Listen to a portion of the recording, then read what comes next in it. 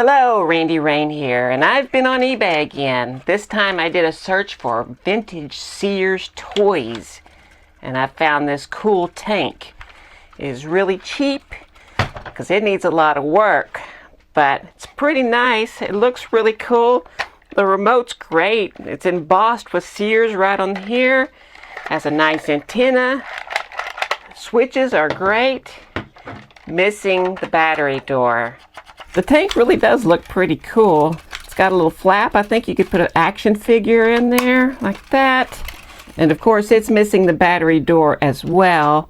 And there's a lot of corrosion and the contacts are pretty much gone, I would imagine. It does seem to be missing one little thing on the side here, and I think it's the same thing on this side that just keeps falling off. They fit in the same place. And of course it's missing the treads as well.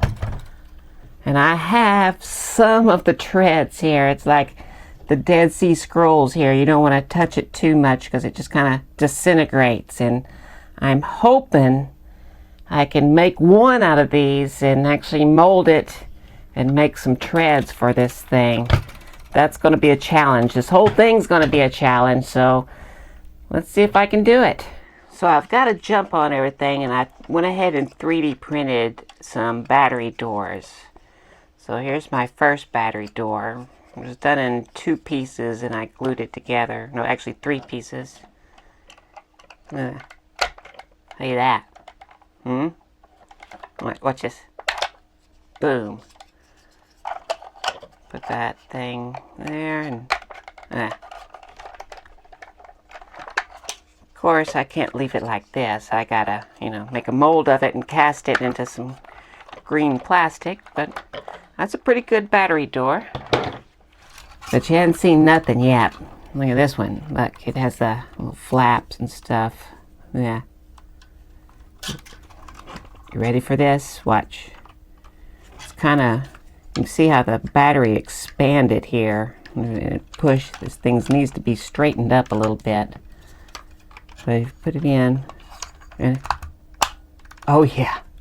Yeah. You heard that correctly. That wasn't sound effects. Okay, we'll do it again. Watch.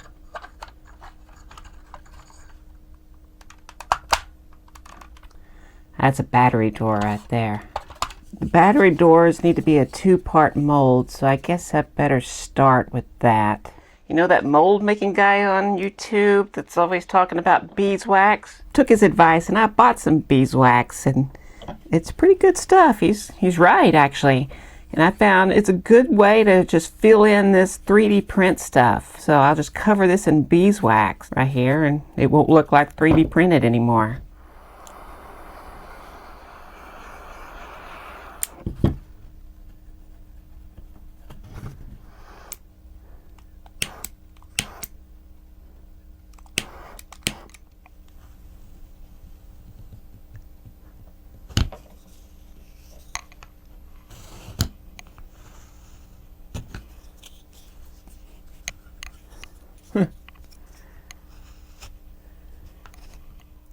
I have to admit, beeswax is fun to play with, and I like the smell.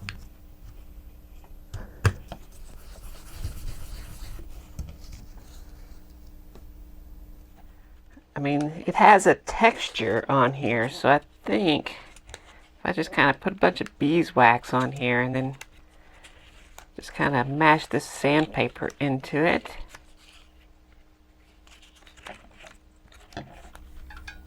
This one has a little bit finer texture, but that'll be fine. But this definitely has a texture.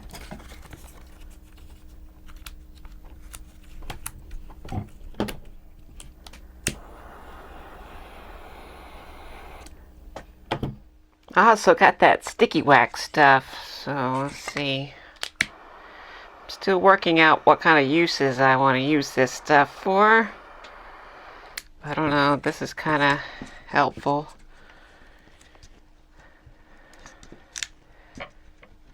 I mean, it's stuck, nothing my hot glue gun couldn't have done.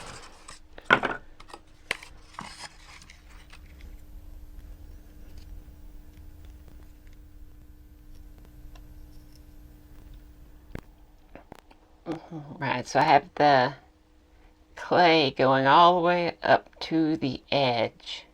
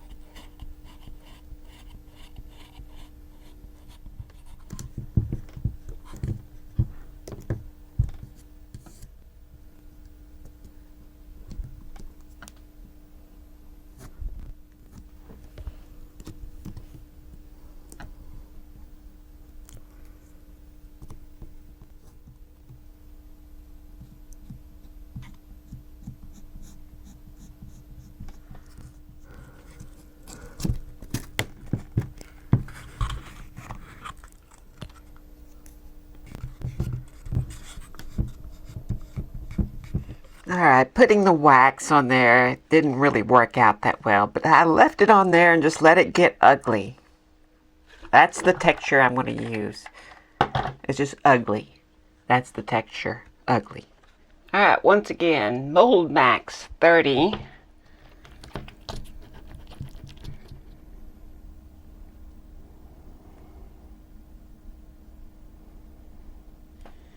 Yes, I know I do it different than everyone else. Well, not really. Get a thin layer over everything. And now I'll stick it in the vacuum chamber for a second. Okay, now I can finish it off.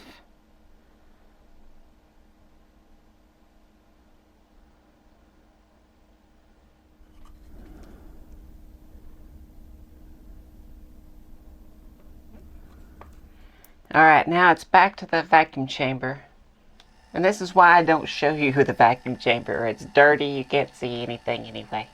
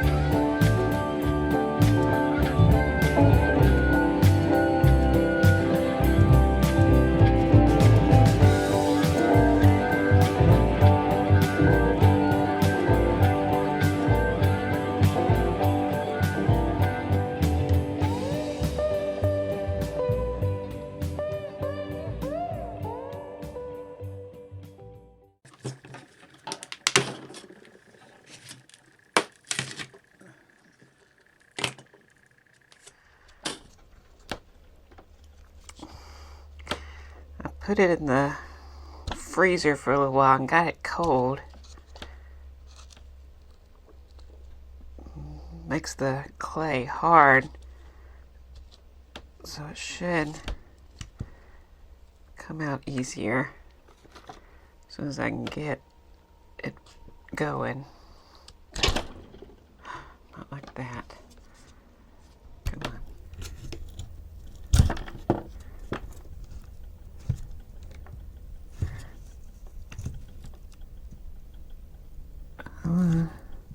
There we go.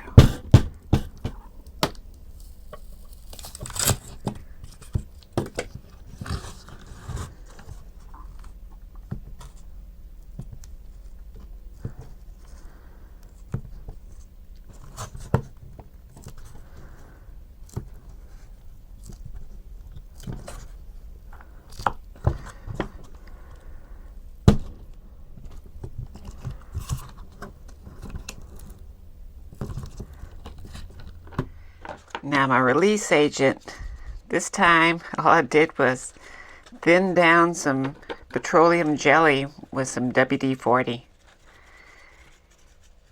You can use anything, 3-in-1 oil, mineral spirits, whatever allows you to thin it down. So I lay it on pretty thick, make sure everything's covered. And then dry the brush off and take as much of the heavy stuff away that I can.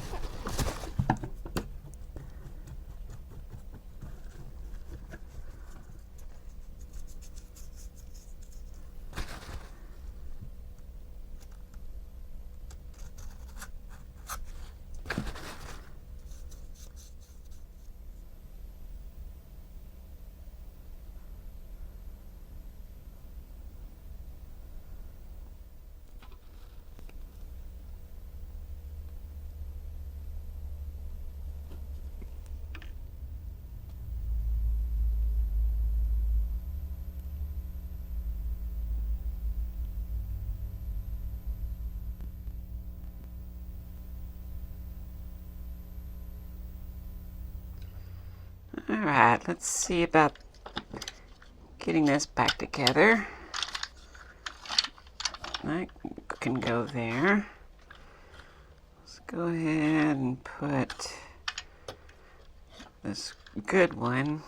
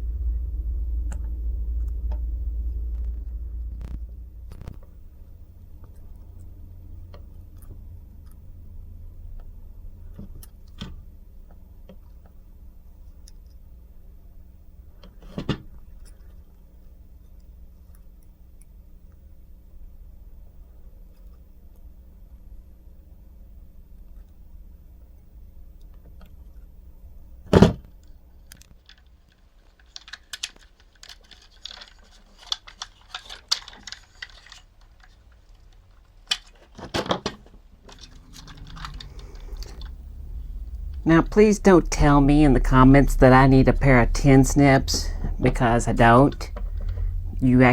Scissors are 100 times better. They're more precise, and you just saw me do it. So it's like if I was a daredevil and I jumped a motorcycle over the Grand Canyon and I was successful and I landed and I was safe, and someone goes, "Oh, Randy needs a bigger motorcycle." No, obviously I don't.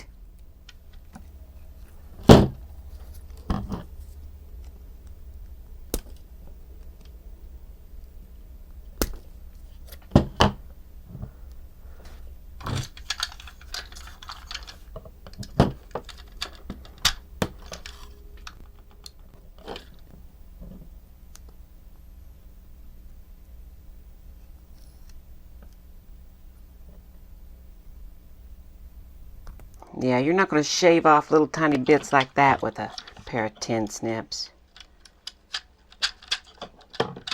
There we go. That's what I'm talking about. Well, it should work. I don't see why not.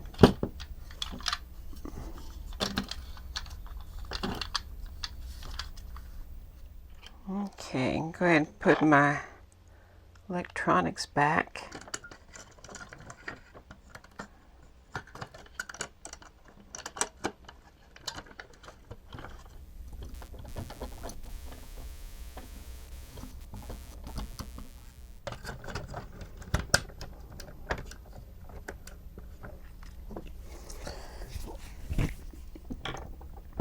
For this, this just gets glued back. And then over here was the other one. You can see how to put those in wrong if I didn't mark those.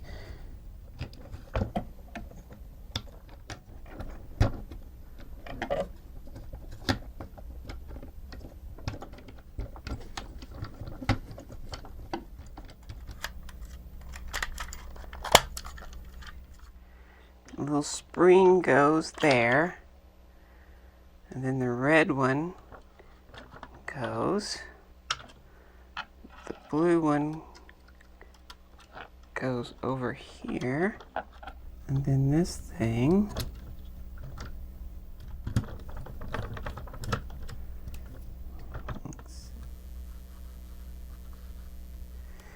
there. So that's the kill switch. So something gets tangled, I guess, in there, it turns that off.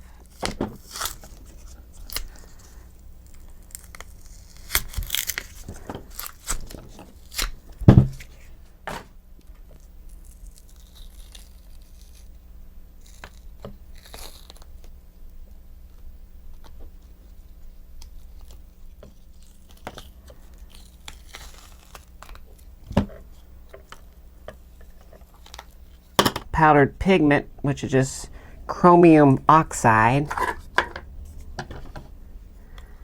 So it's pretty, you know, I don't know, I guess evergreen green, pine green maybe. If I coat it, it sticks. So along with this and then black on top of it, I'm hoping it will go dark and be, I know it will go dark.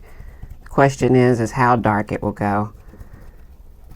I'm hoping with the green and it going dark, we'll get close to the tank color.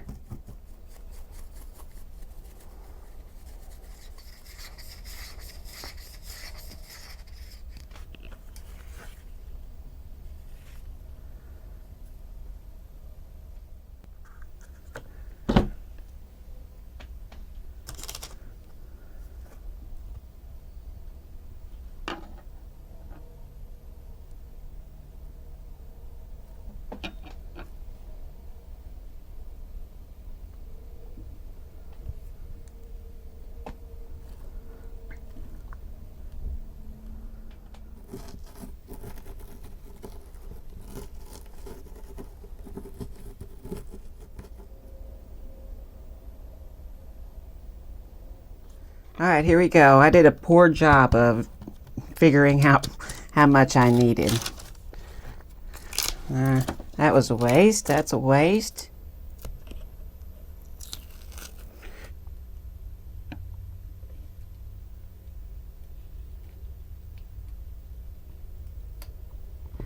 So I've been playing around with some paint. So here's the original piece, and that's what I've got that looking like, and that's what that looks like, and that's what that looks like. So what I'm going to do now is just not care. I think the badness works. I think the badness works. It's going to work. Alright, I've got to try to figure out how to connect these. That's cut about as good as it's going to get cut. So if I take some CA glue,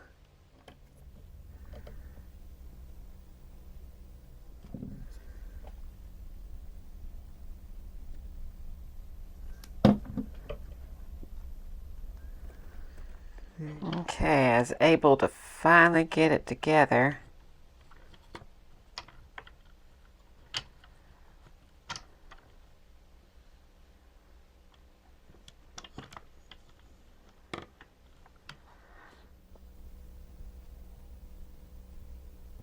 Pretty much really get one shot at this.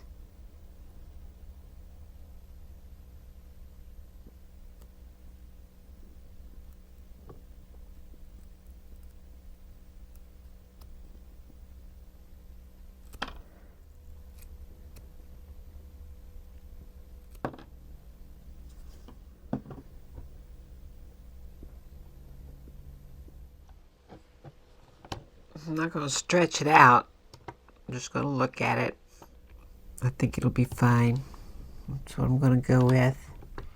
So it all comes down to this. Do I have it the right size? It could be one link off. It may even be wrong. Can I get the mold to work?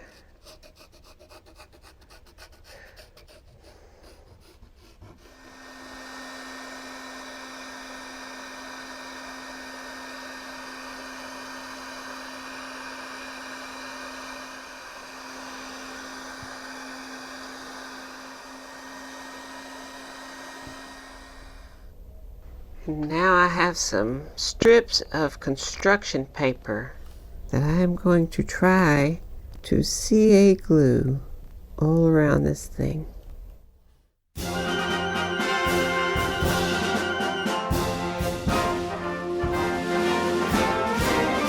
March along, sing a song with the army of the free. Count the brave, count the true, who have fought to victory. We're the army and proud of our name. We're the army and proudly proclaim. First to fight for the right and to build the nation's might, and the army goes rolling along. Proud of all we have done, fighting till the battle's won, and the army goes rolling along. And it's high, high, hey, the army's on its way. Count off the cages loud and strong. For wherever we go, you will always know that the army goes rolling along. I used way too much silicone for this, but it's what it all comes down to, so.